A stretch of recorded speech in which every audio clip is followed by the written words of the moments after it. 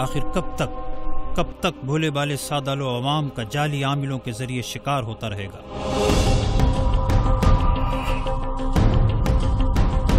گاہے بگاہے خبریں آتی رہتی ہیں، فلاں جھوٹے عامل نے جن نکالنے کے نام پر ڈنڈے مار کر زخمی کر دیا، اولاد کے لیے معصوم بچی کو ذبح کروا دیا۔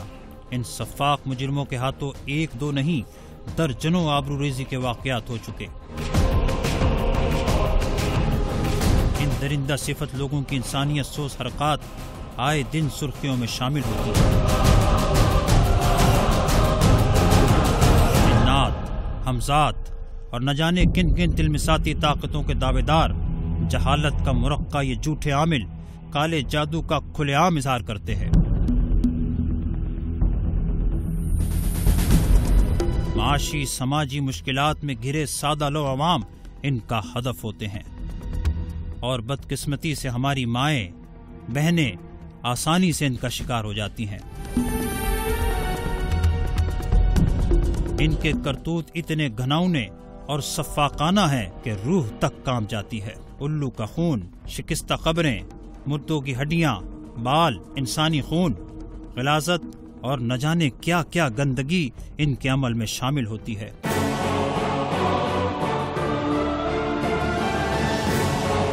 ان درندوں کا یہ گندا دھندا بڑی ڈھٹائی اور کمال بے حیائی کے ساتھ جاری و ساری ہے۔ ایک معصوم کلی پھر جلسا دی گئی، اسے جلتے انگاروں پر چلنے پر مجبور کیا گیا اور حکم دیا تھا ایک جعلی عامل نے۔ اسلامی جمہوریہ پاکستان میں یہ واقعہ نیا ہے، نہ کرنے والا نیا۔ شیطان صفت جھوٹے عاملین عرصہ دراز سے دکانیں سجائے بیٹھے ہیں۔ اخبارات اور میڈیا میں ان کے کالے جادو اور کالے کرتوتوں کی خبریں اور ان کے ہاتھوں مرنے والوں کا تذکرہ آئے دن ہوتا رہتا ہے، مگر پارلیمنٹ میں بیٹھے قانون سازوں کے کان سب اچھا کے سازوں کے سوا کچھ نہیں سنتے۔ علماء، سول سوسائٹی اور بالخصوص حکومت کو اس پر سخت اور فوری ایکشن لینے کی اشد ضرورت ہے۔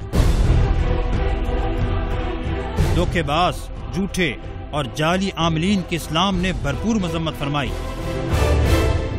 محسن انسانیت صلی اللہ علیہ وسلم کی تنبیہ بڑی واضح ہے۔ مفہوم حدیث ہے، جو عراف یعنی کاہن و نجومی کے پاس گیا پھر اس کے کہے کی تصدیق کی تو وہ اس دین سے بری ہے جو محمد صلی اللہ علیہ وسلم پر نازل کیا گیا۔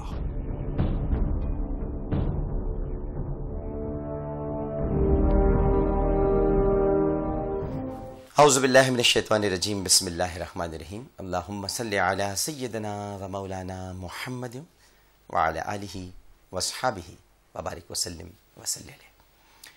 السلام علیکم ناظرین، پروگرام عالم آن لائن کے ساتھ عامر لیاقت حسین حاضر خدمت ہے۔ ناظرین اکرام، پیکج آپ نے ملاحظہ کیا، جادو وہ جو سر چڑھ کر بولے، محبوب آپ کے قدموں میں۔ اب کوئی بے اولاد نہیں رہے گا، صرف چند روز میں اپنے من کی مرادیں پائیں، گارنٹی کے ساتھ، ورنہ پیسے واپس۔ اور ایسے ہی کئی دعووں اور نعروں سے پاکستان کے ہر شہر کی دیواریں اٹی پڑی ہیں، اور جعلی عاملوں اور باباؤں کا یہ کاروبار دن بدن پھل پھول رہا ہے، اور آج کل تو بہت عروج پر ہے۔ گزشتہ چند روز میں جعلی عاملوں نے ملک کے مختلف حصوں میں وہ قیامت ڈھائی ہے کہ جنہیں سن کر روح کانپ اٹھتی ہے۔ جعلی عاملوں کی بھیٹ چڑھنے کی تازہ ترین واردات ملتان کے علاقے دہلی گیٹ میں پیش آئی ہے، جہاں راتوں رات امیر بننے کی خواہش ایک 22 سالہ نوجوان ذیشان کو ایک جعلی عامل تک لے گئی، جس نے اس سے کہا کہ تمہارے گھر میں خزانہ دفن ہے۔ ذیشان نے خزانے کی تلاش میں پورا گھر کھود ڈالا، خزانہ تو نہ ملا، البتہ خزانہ تلاش کرنے والا خود لاپتہ ہو گیا۔ خزانے کی تلاش میں 5 ماہ تک کھدائی کر کے اس نے 30 فٹ اور بعض اخباری رپورٹس کے مطابق 40 فٹ گہرا کنواں کھود کر سرنگ بھی بنا ڈالی تھی، مگر یہی تلاش اسے گمشدہ کر گئی اور وہ گڑھے میں منو مٹی تلے دب گیا۔ ہو سکتا ہے جعلی عامل یہ کہے کہ خزانہ وہیں تھا، جب وہ وہاں پہنچ گیا تو خزانے نے اسے چھپا لیا، یہ بھی ہو سکتا ہے، کچھ بھی کہہ سکتے ہیں۔ لیا میں ریحانہ نامی خاتون کے ہاں چوتھی بیٹی کی پیدائش ہوئی تو سسرال والوں نے بہو کو منحوس قرار دے کر اسے ایک اوباش پیر کے پاس لے جانے کی کوشش کی، مزاحمت پر اسے تشدد کا نشانہ بنایا اور شوہر سے طلاق بھی دلوائی۔ وہ اپنا کیس جب پولیس کے پاس لے کر گئی تو پولیس اہلکاروں نے ٹال مٹول سے کام لیا۔ نتیجہ یہ نکلا کہ اس خاتون نے حالات سے تنگ آ کر عدالت میں پیشی کے موقع پر خود سوزی کی کوشش کی، جسے ناکام بنا دیا گیا۔ ایک اور واقعہ چیچا وطنی کا ہے، جہاں جنات نکالنے کے بہانے جعلی عامل نے کم سن بچی کے پاؤں جلا ڈالے اور ہمیشہ ہمیشہ کے لیے اسے معذور بنا دیا۔ اور تقریباً 1 ماہ قبل میاں والی میں فدا حسین نامی بے اولاد شخص نے جعلی پیر کے کہنے پر پڑوسی کی 4 سالہ بچی کو ذبح کر دیا تھا، کیونکہ جعلی عامل نے مطالبہ کیا تھا کہ تم بچے کا خون لاؤ، میں اس سے تمہیں تعویذ لکھ کر دوں گا تو تمہارے گھر میں اولاد پیدا ہو جائے گی۔ اب آئے دن ایسے لرزہ خیز واقعات پیش آ رہے ہیں۔ شاید کسی نے ٹھیک ہی کہا ہے کہ قیام پاکستان کے بعد 2 ہی چیزیں تیزی کے ساتھ بڑھی ہیں، پہلی چیز تو آبادی ہے اور دوسری چیز ہے عاملوں اور باباؤں کی افزائش۔ رنگ برنگے چولے اور مالائیں پہنے ہوئے جعلی عامر اور بابا، یہ جن والے بابا، انڈے والے بابا، چھری والے بابا، مٹکے والے بابا، بنگالی بابا، ہنڈیا والے بابا، گٹھری والے بابا آپ کو تقریباً ہر علاقے میں مل جائیں گے۔ ایک ریسرچ سے یہ بات سامنے آئی ہے کہ اس طرح کے واقعات میں حیرت انگیز طور پر ایک منظم گروہ بھی ملوث ہے جو ملک بھر میں یہ کارروائیاں کرتا پھر رہا ہے، اور ان کا تعلق شور کوٹ، جھنگ، فیصل آباد، راولپنڈی اور کراچی کے بعض علاقوں سے، اور یہ ایک مخصوص برادری ہے جو خود کو منک کہتی ہے۔ ہم لوگ منک ہیں، منک، اور اس گروہ کے لوگ ان ساری سیاہ کرتوتوں میں ملوث پائے گئے ہیں۔ تحقیق سے یہ بھی پتہ چلا ہے کہ مقامی لوگ ہی ان وارداتوں میں ملوث ہیں، اور خاص طور پر بنگالی باباؤں اور ہندوؤں کے نام پر یہ کاروبار چمکا رہے ہیں۔ افسوس کا مقام یہ ہے کہ یہ لوگ اپنی الجھنوں اور پریشانیوں کو حل کرنے کے لیے ہر وہ کام کر گزرتے ہیں جو یہ جعلی پیر کہتے ہیں، حتیٰ کہ کسی کی جان تک لینے سے گریز نہیں کرتے۔ اور ایک بات اور بتا دوں کہ یہ جتنے آپ کو اس نام کے پیر ملیں گے، منوہر بابا، راجیش بابا، لکشمن بابا، یہ سب کے سب جعلی نام رکھے ہوئے ہیں اور یہ مسلمان ہیں، اور انہوں نے نام ہندوؤں کے رکھ لیے ہیں تاکہ لوگ اٹریکٹ ہوں اور ان کی طرف بڑھیں اور ان سے جادو کروائیں، سفلی کرائیں، کالا عمل کرائیں، جو کچھ بھی یہ کراتے ہیں کرائیں۔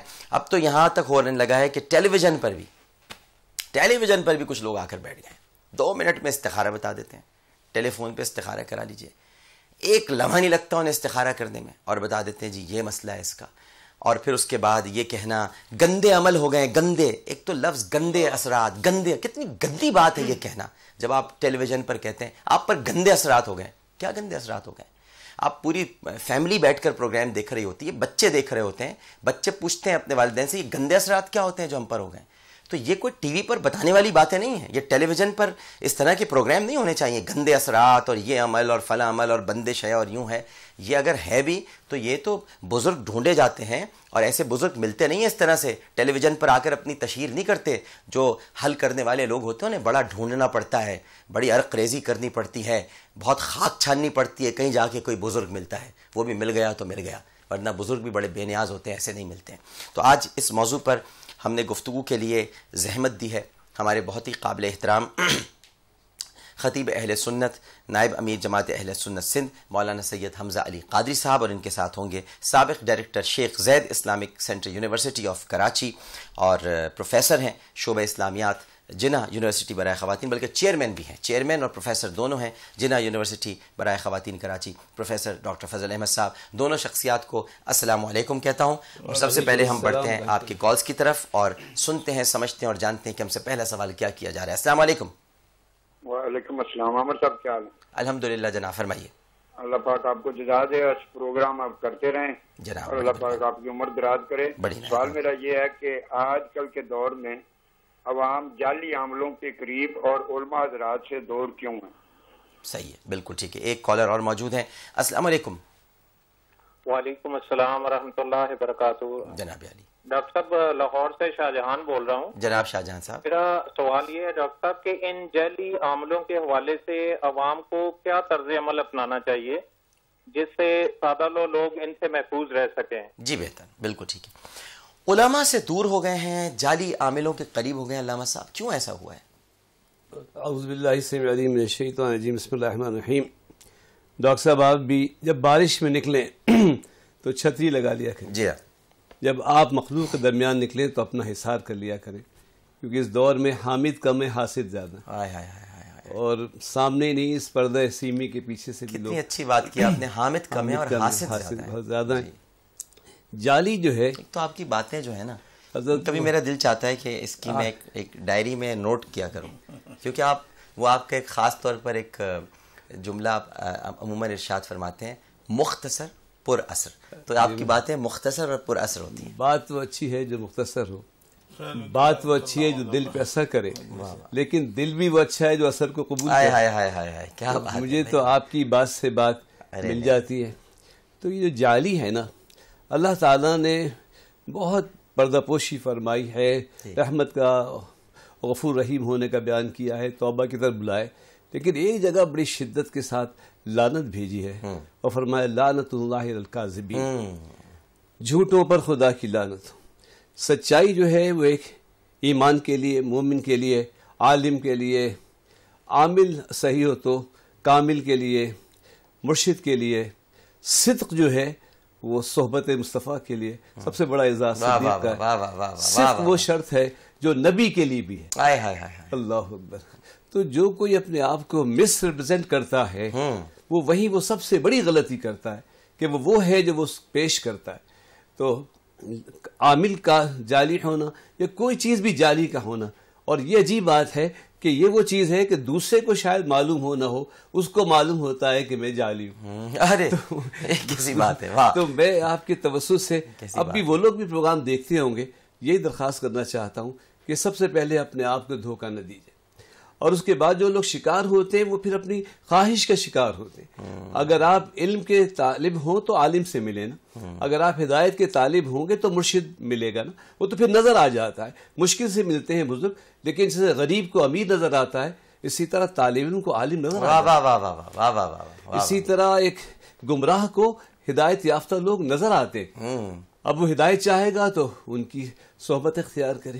دیکھیے عالم اور ہیں، عامل اور ہیں، اور کامل اور ہیں۔ کامل اور تو کامل یہاں تو وہ بتاتے ہیں نا، مجھے ان بزرگوں سے ملا ہوں کہ جو یہ ہم سب کی حالت یہ ہے کہ بتانا مشکل نہیں ہے، نہ بتانا زیادہ مشکل۔ اللہ اکبر، اللہ۔ صاحب مشاہدہ کے لیے، صاحب کشف کے لیے سب سے بڑی مشکل یہ ہوتی ہے کہ وہ جو جانتا ہے وہ بھی نہیں بتاتا ہے۔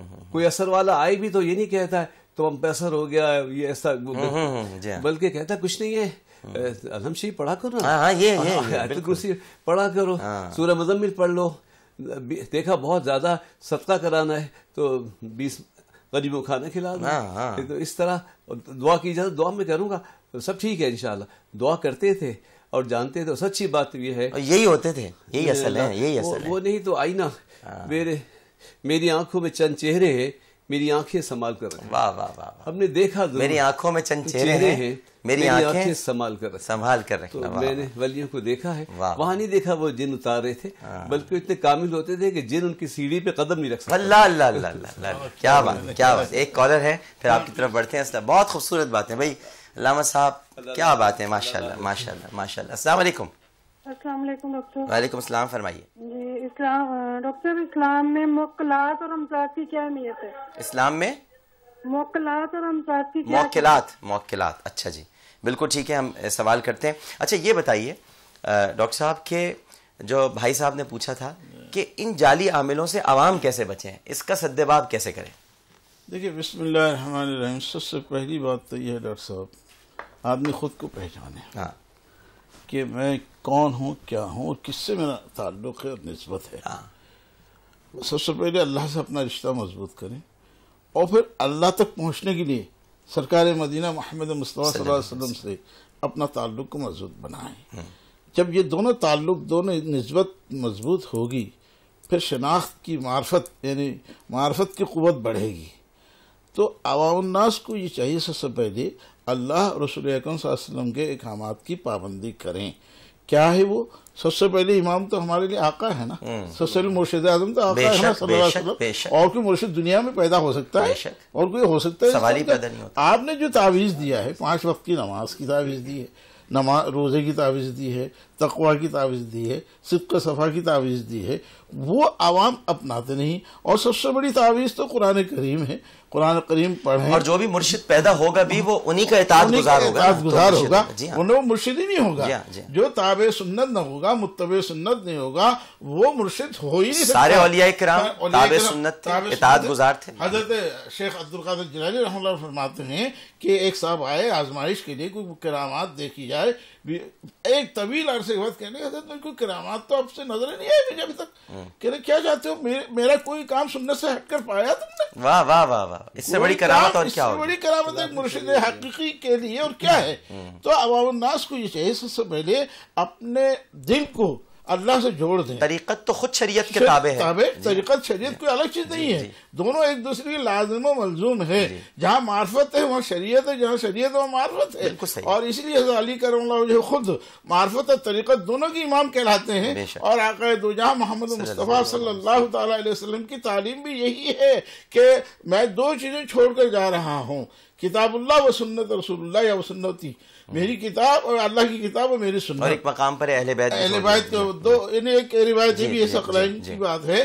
تو کہنے کا مقصد یہ ہے ڈاکٹر صاحب, عوام الناس اتنے سادہ بھی نہیں ہیں, وہ سب اپنا نفع نقصان کو سمجھتے ہیں. لیکن سوال یہ ہے کہ وہ ناجائز خواہشات وہ لے کے جاتی ہیں انہیں, حرص, طمع اور راتوں رات کروڑ پتی بننے کا خواب جیسے ملتان میں واقع ہوا ہے. تو یہ رشتہ ٹوٹ گیا نبی اکرم صلی اللہ علیہ وسلم سے, رشتہ ٹوٹ گیا اللہ سے, اس جھوٹے عامل سے, جعلی عامل سے اس سے رشتہ جوڑ دیا ہے. ہمارے ساتھ خدا سے رشتہ ٹوٹے گا تو پھر یہی ہوگا. یہی حال. ہمارے ساتھ ٹیلی فون لائن پر اس وقت موجود ہیں علامہ احسان الہی ظہیر کے صاحبزادے اور جمعیت اہل حدیث پاکستان کے سیکریٹری جنرل, ہمارے بہت ہی قابل احترام ہیں, قرآن و سنہ انسٹیٹیوٹ کے چیئرمین ہیں, بہت پیارے ہیں, حافظ ابتسام الہی ظہیر صاحب. السلام علیکم حافظ صاحب. وعلیکم السلام ورحمۃ اللہ وبرکاتہ. مزاج گرامی؟ اللہ کا شکر. ڈاکٹر صاحب ٹھیک ہیں آپ؟ الحمدللہ, آپ کی دعائیں. آج آپ کا پسندیدہ موضوع ہے کیونکہ آپ ہمیشہ اس بات کی تلقین کرتے رہے ہیں, ہمارے پروگرامز میں بھی, اپنے کالمز میں بھی, مضامین میں بھی, اور آپ کی پوری زندگی اسی تلقین میں گزر رہی ہے. ہم نے اللہ کو چھوڑ دیا ہے, بندوں سے طلب کرنے لگے ہیں, ان کے سامنے ہاتھ پھیلانا شروع کر دیا ہے. یہ جعلی عامل, جعلی پیر, وہ ایک ذیشان نامی لڑکے کو کسی نے کہا خزانہ نکل آئے گا, وہ کھودتا رہا, اب اسی گڑھے میں کہیں چلا گیا ہے. کیسے جان چھوٹے گی ان جعلی پیروں سے حافظ صاحب؟